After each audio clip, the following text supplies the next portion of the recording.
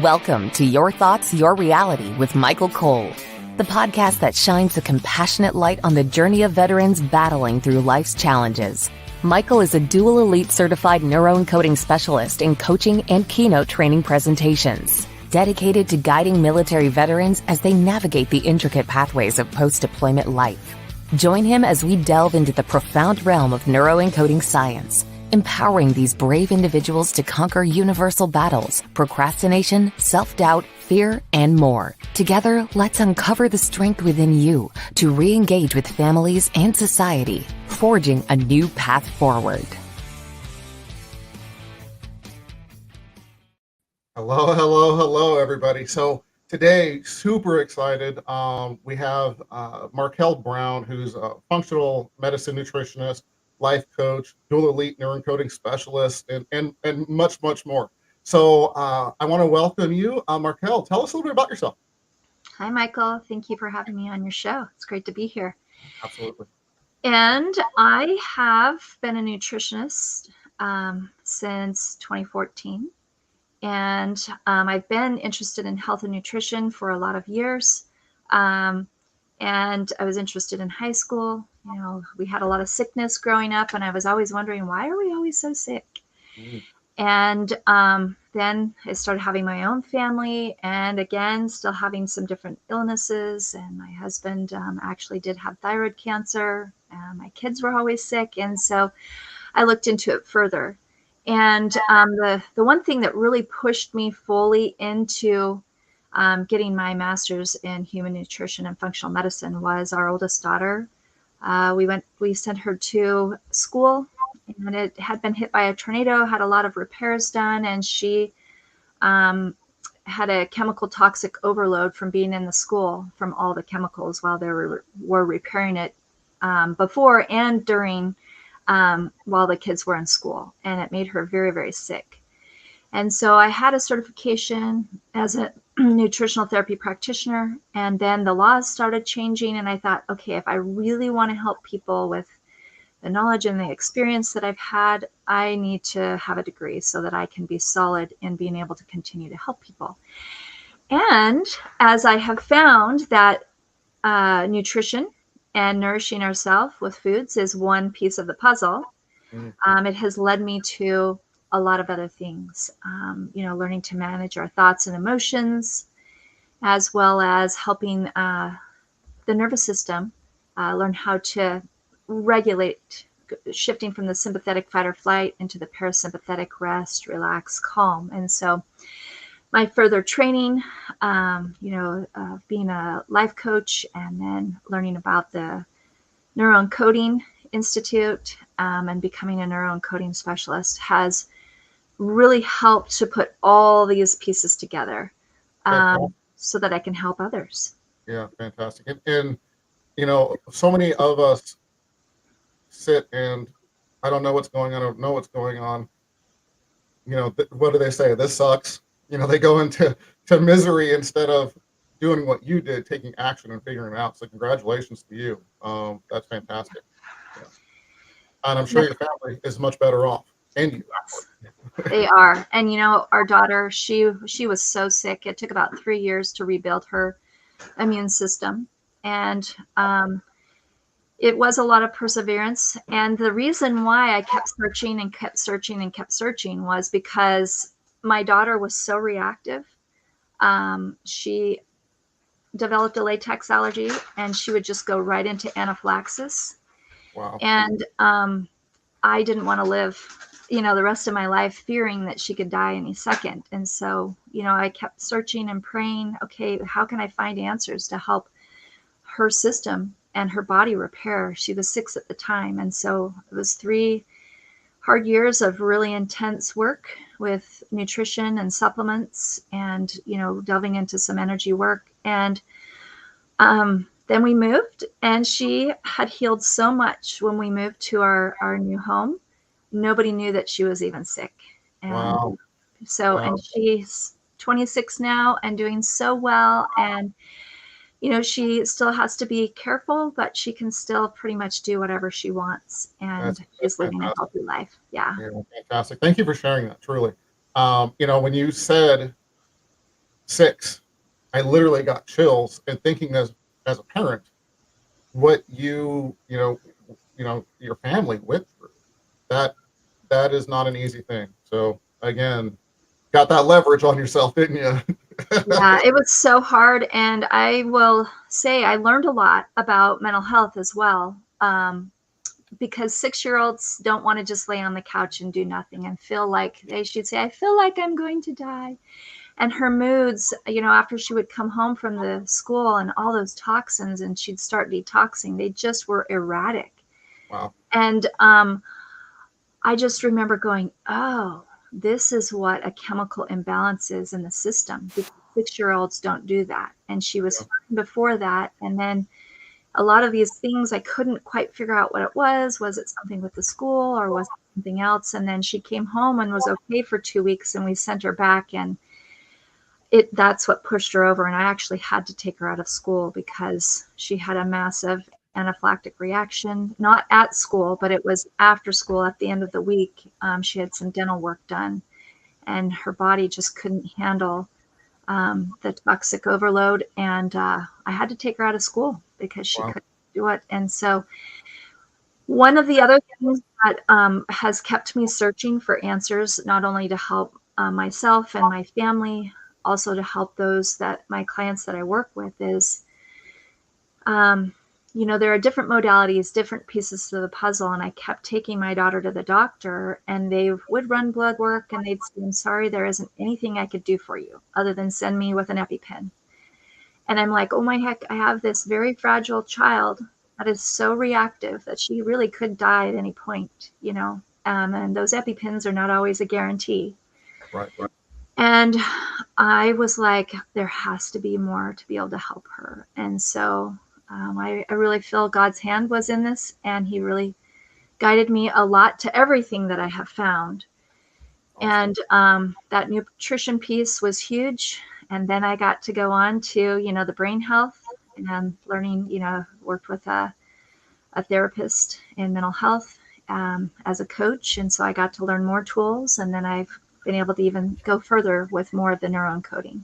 Fantastic. And now you're the rock star you are. Yep. And it looks like we lost Marquelle just for a minute. So I'm going to go off screen, and we'll be back as soon as I see her back on.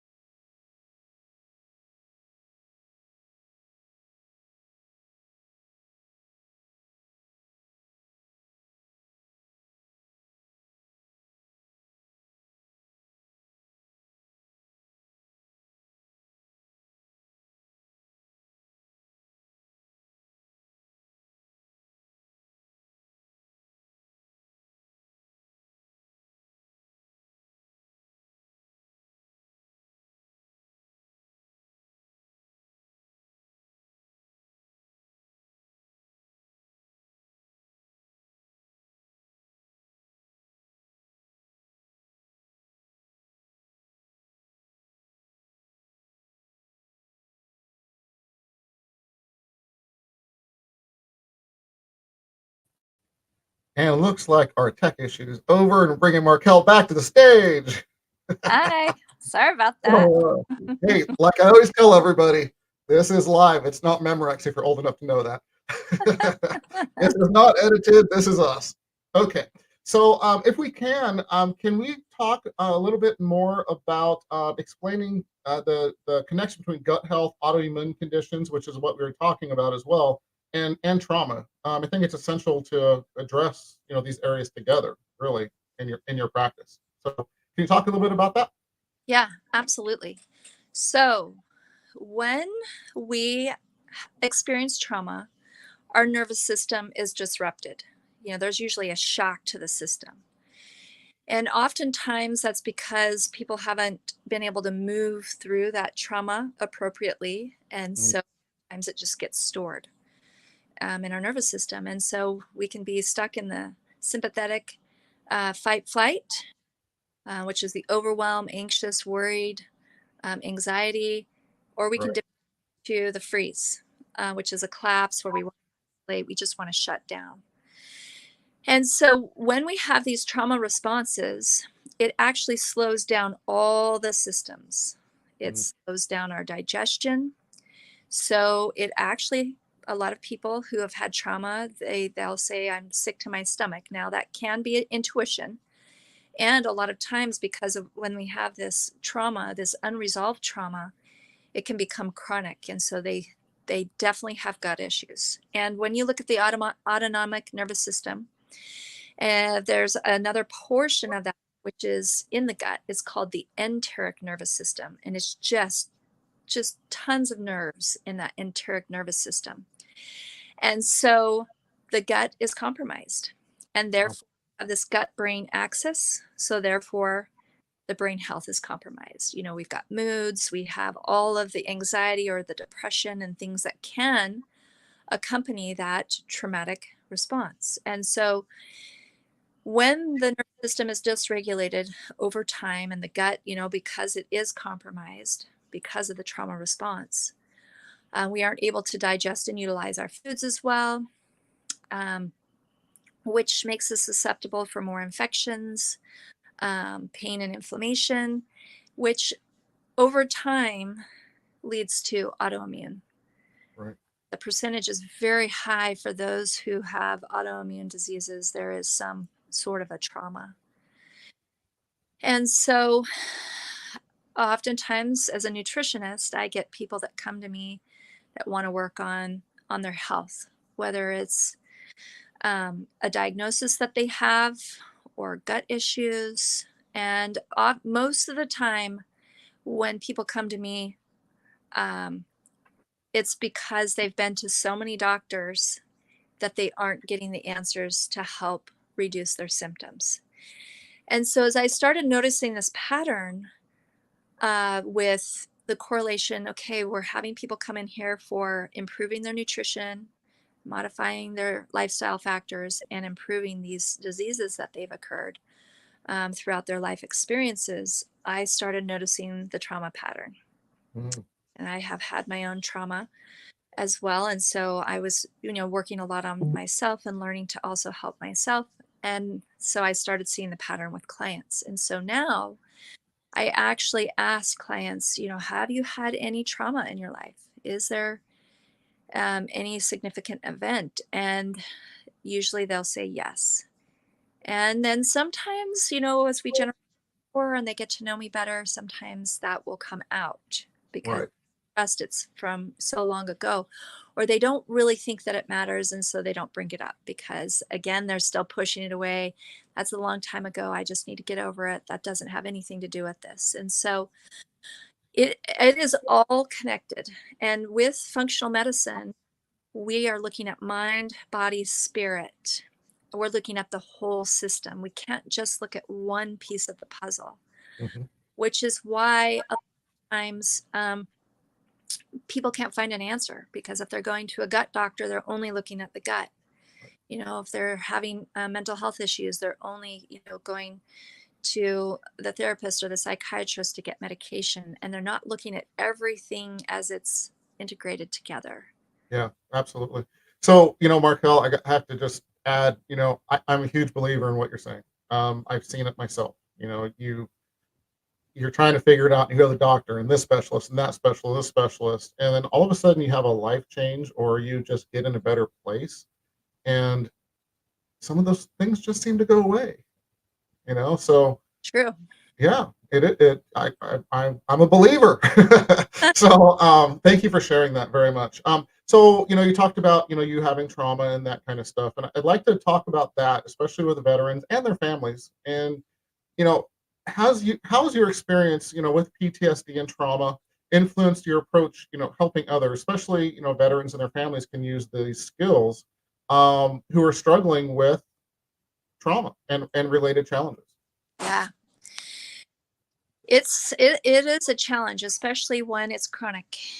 And so with the family members, I think it's just really important for them to hold the space for the one that is going through the trauma, to Right. love them where they're at. And if they can really work on loving without judgment, because, and just being curious, oh, that's interesting, or validating, oh, that's really hard. That is so hard.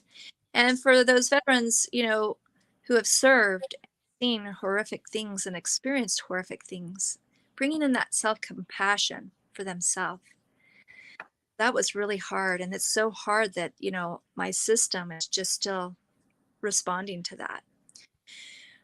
I think one of the hardest things for the person going through the PTSD is feeling like you have no control.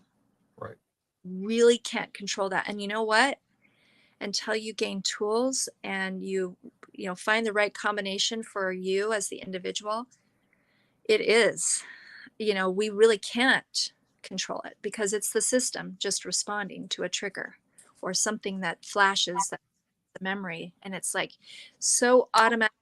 It is overwhelming and all consuming. And so I think it's very important to have tools and know that you can write it out. And what I've found over time as I've worked on my own PTSD is it doesn't happen very often now. And if it does, it is short-lived. Like, I can get myself regrounded, my system calmed down within a couple of hours. Mm-hmm. Whereas before, it was just like one trauma trigger after another. And I was like constant 24/7. And like, I called it noise in my head because it was so much noise. And it's like, okay, how can I rise above the noise? And so, there are a lot of things. You have to learn to notice your thoughts, and what is true, learn what is true and what isn't, the automatic negative thoughts, the lies, intrusive thoughts, that imposter syndrome, and shine the light on it, call it out, and, restore the truth, flip it to what's true. And then you have to find something to do. We call that a scotoma and neuro-encoding, where we have this negative and it's just like this vacuum, and it sucks in all the negative and keeps sucking it in, right? And it keeps you stuck and you're just miserable. So when you notice what it is and then you name it and you flip it, then the next thing is you want to find, okay, what can I go do? Or what can I even say with some positive affirmations or remembering my identity to fill that hole and that vacuum with the positive, so I can move forward. And it helps to shift my mind from thinking about that to thinking about this over here. So even projects that you work on, or hobbies, or helping others, all of these things are going to redirect the mind to, okay, I'm going to focus on this, and really just riding that wave out of all of those chemicals flooding your system, with that PTSD, and feeling like you have no control. Fantastic. And it takes practice. And what I've found is you have to be really consistent, and you interrupt your pattern when you notice it. And sometimes if I could catch it quicker, oftentimes when I was really struggling with PTSD, I could slow it down. Now I do a lot more of being without judgment and being curious. That's interesting. And I know that's so hard. And then I just use all of my tools. Yeah, absolutely. Absolutely. So, and really a lot of it is the definition we're giving it. If we're looking at it's the worst thing I've ever been through, and really focusing on that compared to, hey, you know what? I learned something from this. and it's actually changed my life, and it's amazing. Changes the game. That's what I found a lot with my coaching practice and working with veterans and their families. So great tips and tricks, tools, I should say, not really tricks, but tools there. So thank you, Marquelle. Fantastic. I really appreciate that, and still absorbing some of the things you said, but all really good tips. Thank you. And I wanted to just emphasize how you said it's the meaning we give to it. And I find that acceptance piece and going, okay, yeah, that was hard. And yes, that happened. And also stepping into what did I learn from that? And then going beyond, what have I learned to be able to help others? Mm-hmm. And once I stepped into that, my healing just went to a whole new level. Instead of being in denial and wishing it didn't happen, how did this happen? Stepping right into that acceptance of, okay, but it took me 4 or 5 years of being in dreadful misery before I finally was like, okay, I have learned a lot. I'm in a different place and I'm helping others. And it really helped me to shift. And that was life-changing right there. So I have to say something. If you had Marquelle Brown in your life, or a coach, someone that understands and can give you these tips and tools and all these things, how much faster would it have happened? You don't have to sit in it for 6 or 7 years. I think that's super important for vets and their families to know. Would you agree? Yeah. And looking back, everything that I learned helped me to get to where I am now. Oh, absolutely. Take the tools and go, oh, okay, I have the tools. Now I can make it be faster. Absolutely. And I think the key with that, because I learned a lot of similar tools in my therapy, is the pattern interrupts. Mm-hmm. And listening to our mentor Joseph McClendon III this week, one thing that really stood out to me, and I was like, oh, because I still sometimes am like, okay, how can I be prepared to notice when this is going to happen quicker and faster? And he said, well, you don't need to notice it quicker and faster. He says, you prepare for it before it even happens. And that's the stop technique we use. So we know that this is going to be a trigger. So we practice it on purpose. We feel bad on purpose for only a couple of seconds. Stop, stand up, look up, smile. And how do I want to feel? And then we do celebrate. Yes. Programming that nervous system and that those neural pathways in our brain of, wait, no, I want to default to this. And so then we do it again, and we do that like 10 times, and we repeat it throughout the day. So the cool thing is that when the situation happens, or the trigger or flash, we can just default because we've already practiced it. And so that, for some reason this week, just really hit me that, oh yeah, that's how we can shift quicker and faster in the moment. And so practicing that and reminding yourself that you do have power. And the big key with that stop technique is the movement. Mm-hmm. If we can move our body, that gives us more, because we're changing from where we are to a different position, and it's interrupting the pattern. Kind of like when I'm sitting at the kitchen table and I'm like, oh, I need to go get a glass. And I go into the kitchen. I'm like, oh my heck, what did I come in here for? Because I totally forgot. And I'm like, okay, I'm going to go back to the kitchen table and sit down. Okay, what was I going to get? Oh yeah, I need the glass. And then I'll be like, the glass, I need the glass. And I go and get the glass, right? So that's what we're doing with the standing, is we're actually interrupting that pattern and creating that gap. And then when we replace it immediately with the positive, and then we celebrate, we're that in. So that is how we can shift and take back our power. All little steps that are so impactful.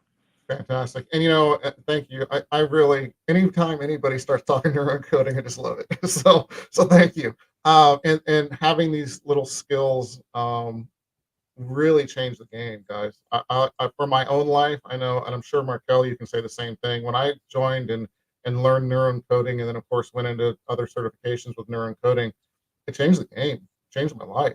So it's such a beautiful benefit to be able to realize you're anxious or whatever the case may be, and just snap yourself right out of it, or just automatically go, why was I even upset about that?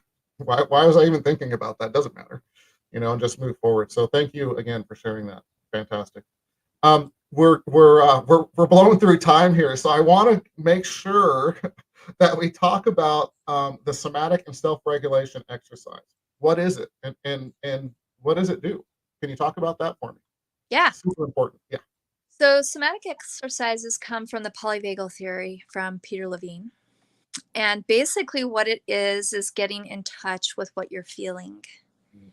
And when we can be attuned to what we're feeling and notice it, then we can ask, okay, well, what do I need? And then we can meet that need. And so this actually is a direct correlation with the nervous system, the autonomic nervous system, and it's vagal tone stimulation.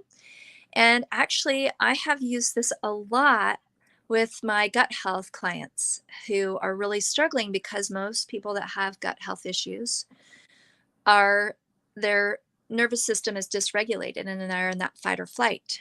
And so I'm going to connect some pieces here that I've discovered from my nutrition education and then how important these somatic tools are, or self-regulation tools are, if you've experienced trauma. Because what we're doing is we're trying to implement this vagal tone stimulation so that we can shift, and we are intentionally and purposefully practicing these tools to help our nervous system relearn shifting from the sympathetic fight or flight into the parasympathetic. Or if you feel like you're stuck in that collapse freeze, you just want to isolate, these will help you to come back into that parasympathetic state, which is where you're motivated, you feel good, you can feel peaceful and calm and happy. And one thing that I learned, that this was like the last piece, I feel like, of my healing journey, of I kept thinking, my nervous system, what is wrong with it? Like I just would brace or feel anxious or anticipate, well, what if, well, nothing was happening. And so I laugh. It is actually a real thing, and it's very frustrating because I was like, okay, I've got my thoughts in check, I've got my emotions in check, and my system, what is this? Just uneasiness. And so I'm going to give a few really simple tools, and I would encourage you, if you can practice them consistently every day, 2 or 3 times a day. It only takes 1 to 2 minutes. You can take longer if you need. So that when you are triggered or flash or feel like you're in a spin, you can use these tools to help calm your nervous system. And over time, with the consistency, you'll be able to regulate your nervous system quicker and faster. And Fantastic. Marquelle, really quick, I just want to remind you that, we're on, video as well, but we also launched all the major podcasts. So when you're explaining it, if you can just think about, some people aren't seeing this. okay, yes, Thank you. absolutely. So one of the tools that you can use, it's called orienting. And actually, if you have little kids, you can use this with them as well. And we already do it. It's called the I Spy with My Little Eye. And basically, we are creating safety, or a felt sense of safety for ourselves while we look around and we name things. So I see a wall, a window, I have stairs here, there's pictures, a door, I've got chairs, I've got my computer chair right here, and I'm just naming whatever I can see. And when we do that with the intention, I'm safe, I'm okay right here, everything's okay. And we can bring in, some of the war veterans, with the loud sounds or bombs. Yes, that was scary. I know that was hard, and I am safe right here. So we can really create that felt sense of safety for ourselves. Another one is a funny name because I have animals, but it's called marking your territory. And basically bringing in our senses, a kinesthetic. So like I have a pen right here at my desk and it's got ridges on it. So if I rub my thumb over the ridges of the pen, I can feel that. The arms of my chair, they're smooth. Really, you can do this anywhere. Like if you're driving, you can rub your hands on the steering wheel and feel the texture of the steering wheel, your hand on the dashboard, you could rub it on your seat. I'm sitting in a chair here. I can rub my hands over the seam on the side of my pants and feel that roughness and that bump. The top of my table here is smooth. You can walk around, and if you want, rub your hand on the wall or across a table. And you are creating that felt sense of safety in your surroundings so that you can generate that for yourself. And these tools, the thing is, when trauma or traumatic situation happened, you've not done that yourself, yet we have to do our own healing and recovery. And so that is resensitizing our system, and our thoughts, and being aware of those emotions. So the other tool that I love, and you can all try this. If you're driving, you can do it one-handed, not two-handed. You got to keep your eye on the road. So basically, it's putting your hands on your shoulders. So you're crossing your arms in front of your chest, almost like you're giving yourself a hug. This one's called havening, and you start from your shoulders, and you gently slide your hands down to your elbows, and when you get to your elbows, you lift your hands and you go up to the shoulders. You do want to lift your hands when you get to your elbows. And then you do this, for a minute or two. And one thing when you do these different tools and you're helping your system shift from that fight or flight into that parasympathetic rest, relax, calm, sometimes my hands and my feet will tingle because I'm feeling my body relax. Sometimes yawn, and that yawn is another indication that, okay, my system is relaxing. Fantastic. Yeah, and I'm gonna give two more if that's okay. Yeah, absolutely. So another one, it's another havening technique, but it's a hand warming technique. So you can rub your hands bilaterally, back and forth right in front of you. You know how when we're cold and we rub our hands together really fast? That helps to calm your system. And that's one that you can do really anywhere because people aren't even going to notice that much. They're just like, oh, she's rubbing her hands together. Maybe her hands are cold. Right. And same thing with the havening. When you're bringing your hands from your shoulders to your elbow, it looks like you're cold. So you're warming yourself up. Another one is containment, giving yourself a hug. And, it's always great if you can give somebody else a hug too. That will work as well, creating that felt sense of safety. And also, putting your hand over your heart actually is providing some support and safety for yourself. And you can also put, your arm around your abdomen. And kind of provide some support there, which actually that also, if you've got your arm on your abdomen and you're supporting a little bit, that's also providing some support for your heart as well from below. So these are easy and simple, and you can really implement them anywhere and, a few times throughout the day to start intentionally working on helping your nervous system learn how to calm and relax. And then when you need it, you've already practiced those tools, and you can just, I'm going to use this tool, because you can ask, okay, what support does my body need right now? I'm feeling triggered. I'm feeling like I'm unsafe. Okay, what do I need to do to help create that safety for myself right now? Fantastic. Thank you so much for sharing those. I enjoy those, and yes, I was doing them too. But and you do feel it, and we did this for a very short period of time, and you can literally feel it. I mean, that fast. And I wasn't anxious, but you still felt it. So thank you very much. Grateful you shared all of that plethora of information there. So we are at the end of the show. So everybody, first of all, I just want to tell everybody that can see QR code at the top right hand corner, the blue QR code. Please scan that. It's for veterans. There's resources, books I've written, all kinds of Facebook groups we have. Reach out, get involved. If you're someone that just wants to help with veterans and their families, reach out as well, please. It's really important we get the word out and we share this information. Otherwise, go to empowerperformancestrategies.com if you're just listening to this on the podcast. Again, empowerperformancestrategies.com, and you get all the same information. So please do that. Marquelle, thank you so much for sharing these amazing gifts that you have, your vulnerability of what you went through, and those kinds of things. So really appreciate the time that you spent with us, truly. Thank you, Michael. I appreciate the work you're doing and helping so many. And it's great. Thank you. You as well, truly. How do people get a hold of you?